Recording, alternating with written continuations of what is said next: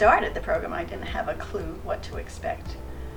And then the fact that we had to meet each other on Zoom was a little strange. I thought, how am I going to pair up with somebody? But the truth of the matter was I met Noah, the scientist that I'm paired with, and I knew almost right away that this was the person I wanted to work with. And it was because I asked him a question. He leaned into the screen to look up the answer, and his eyes got all fired up like, oh, good, I can talk about my chemistry. And the idea that he was so excited about his work, because I'm excited about my art, I thought this is going to be a good pairing. But I still didn't know what the heck we were going to do.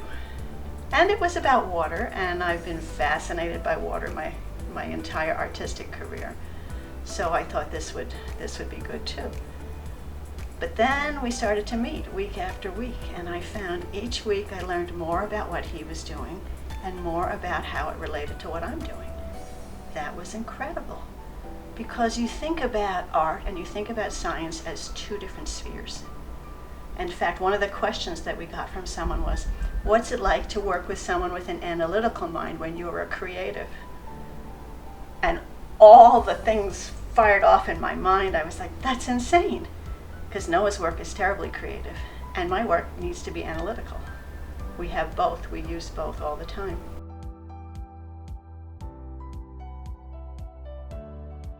This is the story of what's happened to all those kelp beds that have been taken over by sea urchins. And when you look closely, I mean, the underlayer is in fact the spines of sea urchins and these sea stars that have moved in, and the Dungeness crab that have been lost, and but I think you can just get lost in also that beauty of the patterns in nature that repeat over and over. I mean, as destructive as these are, they're really beautiful. And I think we've spoke about it a few times that these panels nicely convey the message of discovery, and that's what we do in science as well. And you have this big data set and you plot it and you look at it at first and try to grasp like the big features, but then you have to dive in more and more and more, and you find more and more details. And like these panels in the whole, they will give an impression, but you can really go deeper and find these details. And when you come back to educational purposes, kids can look and say, oh, what is this critter? And then, for example, here, there's this CTD, which is a typical standard oceanographic instrument, so they can say, oh, what is this? And then you can give more information about how we use it and what you get out of it. And I think, yeah, and even we come here and we're like, oh, cool, we didn't even see this. And I think that's also even that the print, it'll give you a sense of discovery, because in the beginning I didn't see that Deb implemented the whole map and the ocean currents in there, because you look at it and you see the fish and the code and the critters, but then you look closer and it's again discovery. So I think it even comes out in these prints. I think it also parallels how we work, as Svenja was saying. I think we delve down into the data and we go down a rabbit hole, and it's actually really hard to get out again and so on, and to step back and see the bigger picture. And so if this could be done with these panels as well, where you zoom in and then zoom out again, to actually both see the level of detail and the really minute aspects to it, and then also see the bigger picture, I think that would be how scientists work with the data. Artists have approached this, so I think that would be a really powerful message. I call them primary producers because they are the thing that makes life possible. They capture the sun's energy, or in some cases chemical energy, and they give us the carbon and the oxygen that we need to make life possible. And you talk about like the big forests, like the rainforest. Yeah, I think it's easy to see them burn and be like, we are losing them. We are losing our lifeline. But it's hard. We just happen to see at this scale to understand that in a lot of ways we're burning the microbes chemically by making the oceans more acidic. We are burning them by dumping excess nutrients into our water, making it so that we create literal dead zones where nothing that breathes oxygen can live. And those are underwater, they're small, they're hard to see, so we don't understand that we're burning our lifeline in a way. Something that I think oceanography has always struggled with is it feels mundane. I know, that's what I'm saying. Yeah, Sabara is like bringing a beauty to being conscious and aware of it. Space seems sexy. The ocean does not seem that sexy. After we start showing people what's really in the ocean. See, they haven't seen it. No. They just know about sharks, and sharks are definitely not sexy. I've always wanted to do like Osmosis Jones. Have you seen that? It's a cartoon about the cells in your body and how they all talk to each other. I've always wanted to make a cartoon like that for plankton, because I think they're just as beautiful. They do really interesting stuff together too. But with the plankton, the forms are just, I mean, they're heavenly, really. And Yes. the detail and the texture, it's just mind-boggling. I'm always in fear of it because it's so powerful. The ocean can, take you if you're not careful. But it's also beautiful and, really striking and life-giving, now that I'm thinking about it. If you think about it, the whole universe was created without a blueprint. I mean, there was no blueprint for the universe to exist, and it existed. So I think in everything that we do, there is a blueprint that already exists in nature. When I make a form, it's not coming out of my head. It's based on something that has been created by a power that you can call that power what you will, creator, God, Allah, Brahma, everything it's the same power that creates. And that's why my process makes it very, very satisfying, because it's a very meditative process, just stitch by stitch, piece by piece, building up,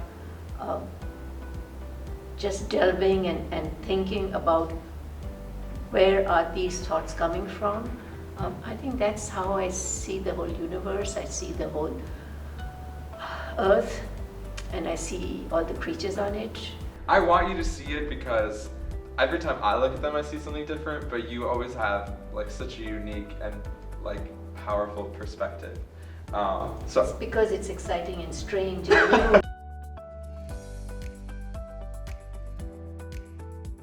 So when I started this project, I thought it would be fun to combine my skills as a designer and model maker and also my current profession of painting. And I decided what I wanted to do was make a relief sculpture of the clam. And I thought by elevating it to a fine piece of artwork, it would really bring it out of the realm of being just a small little diminutive clam, because you can actually see this particular one is only about 3 inches, but it is very, has so much information in it.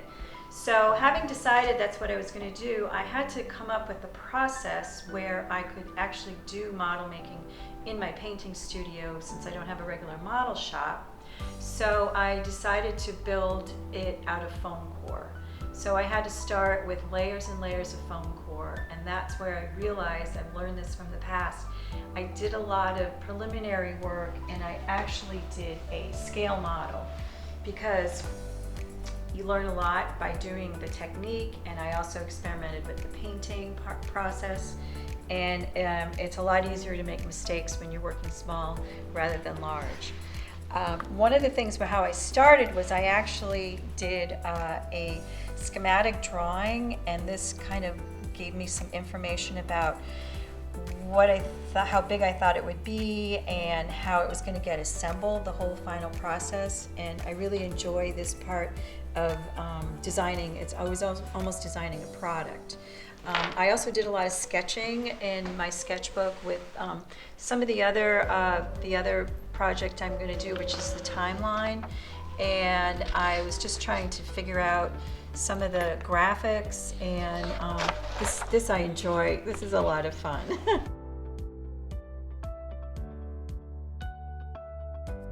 Invited to be part of the Synergy project. I was lucky enough to partner with scientist Chrissy Hernandez, who is studying larval tuna and whether they are breeding off the coast of New England. And she was on an expedition where she found samples of a larval tuna that sort of reinforced their theory that they were spawning there. So I was trying to find some way visually that I could work my way into what she was studying, because she had pretty much wrapped up her research in the field and she was more analyzing it on the computer.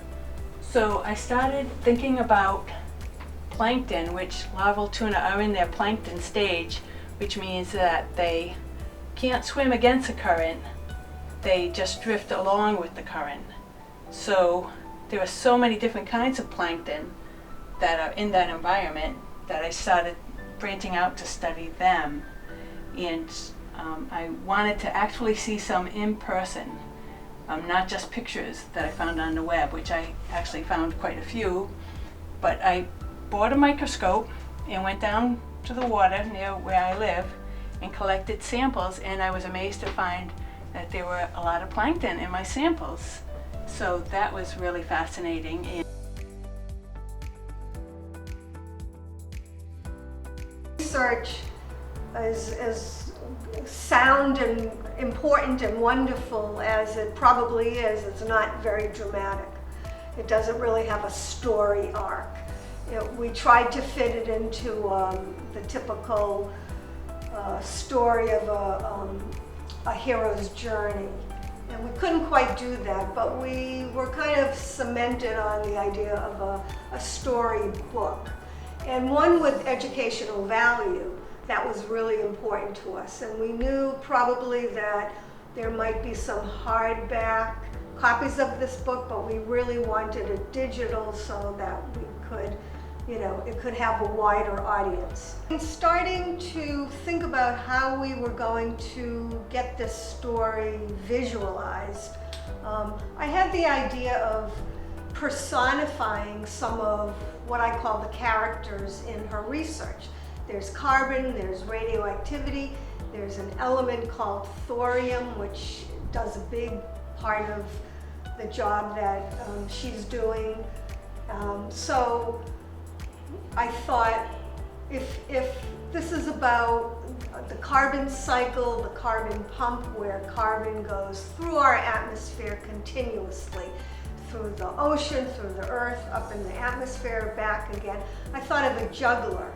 So I made this character in this kind of contained, almost like a snow globe, and that has come to represent carbon.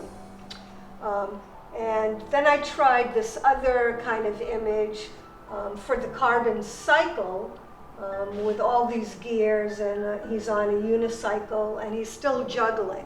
So those two images will probably come together in some form where I can use them separately or together.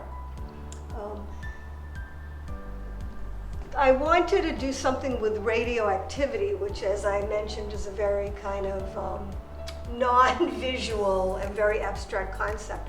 But in talking with Jen, I heard her say over and over again, it's a force that continuously chips away at atoms. So I had this idea. I didn't want to use human hands because I didn't want to introduce anything human about it. So I have these kind of mechanical hands with a chisel and a hammer that's constantly chiseling away at atoms.